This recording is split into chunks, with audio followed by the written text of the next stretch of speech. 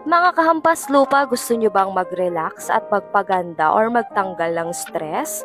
Pwes, dito kayo nababagay. It's time for you to pamper yourself. Dito lang yan sa Mamsi Facial and Body Spa, located at 2nd floor RC4J Building, 864 Maharlika Highway, Bayanihan, Gapan City. Tapat lang ito ng Yokohama Automotive Batteries at tabi ng Mr. Walk Express. Pagpasok nga namin ay ang ganda ng ambience at napaka-cozy ng loob ng spa. Madami nga silang ino-offer dito gaya ng hand and foot care, facial and skin care, brows and lashes, slimming, hair removal, body spa, beauty drip at marami pang iba. Marami din sila dito mga product na pwede nyo ding ma-avail. At isa sa nakakatuwa, habang naghihintay ka ay meron pa silang sinaserve na tea para sa'yo. Meron din silang TV kaya siguradong hindi ka maiinip.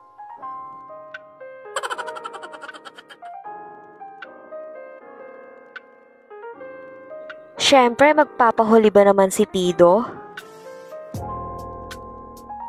Shoutout nga pala kay Kuya na nagpapaputs pa. Nakausap nga din natin ang owner ng Mamsi Facial and Body Spa na si Ma'am Cecilia Dalusong.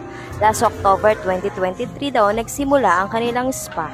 Sila ay magdadalawang taon na at successful naman ang kanilang spa sa dami ng kanilang mga customers araw-araw. At eto na nga, tayo ay sasalang na. Unang ginawa nila sa akin ay ang kanilang eyelash extension. Hindi na nga bago sa akin ito dahil maraming beses na ako nakapagpalagay ng eyelash extension. Pero ang gaan talaga ng kamay ni ate. Talagang ramdam mo yung pagiging professional niya. At hindi ko na malaya na tapos na pala pagdilat ko. Opak, sino ka dyan? Lakas talaga makabuhay ng mga mata. Ganda-gandahan na naman ako dyan. Shoutout kay Ate Honey na gumawa ng eyelash extension ko na sobrang bait. At ang sumunod naman na gawin sa akin ay ang kanilang facial. First time ko magpa-facial at nakaka-relax pala ito. Pantanggal daw ito ng mga pimples, blackheads at whiteheads. After ko steam ay ginamitan naman ako dyan ng scrub. At dahil wala naman tayong pimples sa mga panahon na yan, feeling ko nagtago sila. Whiteheads at blackheads lang ang inalis sa akin ni Ate Honey dyan.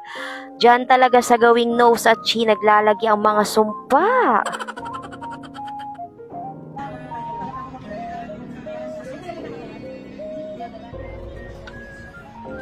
So relaxing and satisfying pala magpa-facial. It also cleansing, nakakapag-exfoliate, nakakapag-hydrate, and nakakapag-improve ng skin texture and tone, stress relief, and improve circulation of blood para magkaroon din tayo ng healthy glow skin.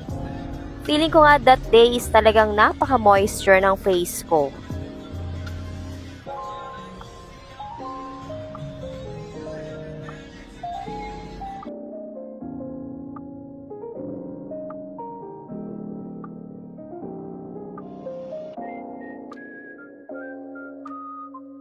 So, tapos na tayo sa facial dyan. Nagre-ready na ako para dun sa third na gagawin nila sa akin. Ito yung Diode Laser Underarm. Oops, sorry, hindi ako ready ipakita ang aking underarm. Pero para saan nga ba ang Diode Laser Underarm? Diode Laser Underarm is hair removal procedure that focus light beams to disable hair follicles, preventing future hair growth. It is painless, hair reduction, safe and effective. Sa mga hindi kaya magtaas ng underarms dyan kagaya ko, bagay rin sa inyo ito para madagdagan ang inyong mga self-confident. Iwas ahit na rin ito, bunot at wax. 3 to 6 sessions ito, depende sa case ng mga underarms nyo. Pero sa akin, sabi ni ate, gang 3 session lang daw ay kaya nang makuha. And finally, down to our last session, ito yung kanilang foot spa with massage. Shout out nga pala kay Ate Yumi na nag-foot spa sa akin.